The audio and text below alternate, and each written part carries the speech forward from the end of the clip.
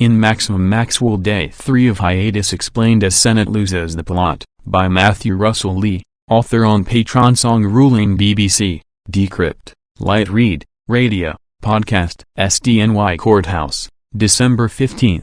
It was the third and final day of the Maxwell hiatus and Kurt meant to spend it in the mag court. That was the purest part of the SDNY, Kurt sometimes whispered to himself. Court broken down to its elemental parts. A defendant bought in without notice, a defense lawyer signing him up, most often by affirming poverty, pretrial services in its corner, the prosecution at its desk, the gallery most often empty, unless there are many more cases coming up, or a multiple. Today it was missionary in the mag court, one by one, with no one else watching.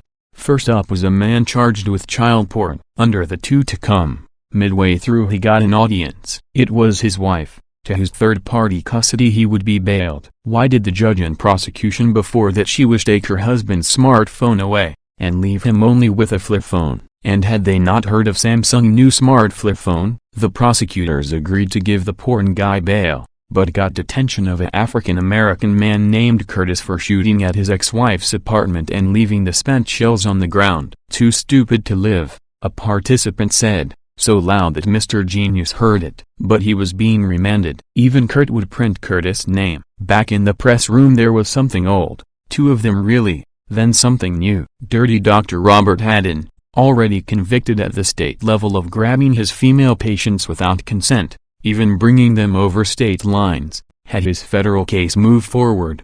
It was the opposite of Epstein, who shot hot lawyers including Gerald Lefcourt, who had just represented Andrei Kukushkin alongside Lev Parnas, had convinced Dodge that Epstein's crimes were not federal, since he paid the girls in cash and they all, most, came from Florida.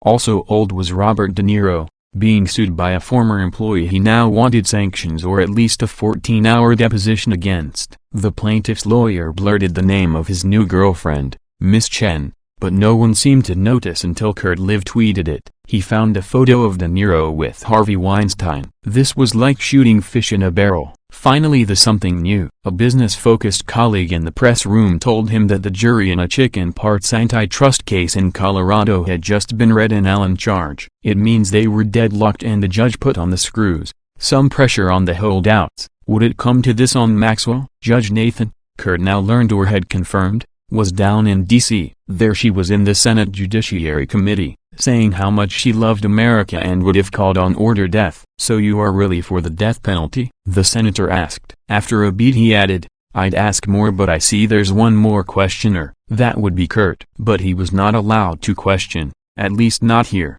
Maxwell. And so it continued. Click here for Patreon and more. 2D, note, on October 29, 2021 and again on November 12 Ghislaine Maxwell and the U.S. Attorney's Office for the Southern District of New York filed a flurry of motions in limine, heavily redacted. The government argued that trial exhibits are not public and will be withheld. Inner City Press opposed and opposes the continued secrecy. Inner City Press will cover the trial, and all that comes before and after it. Court case cast and Song I, Song 2, Song 3, 5th Song and now November 27th Song. The underlying case is U.S. v. Maxwell, 20 CR 330, Nathan. To find out more, please follow the links on screen and in the description. Together, let's make sure justice is served.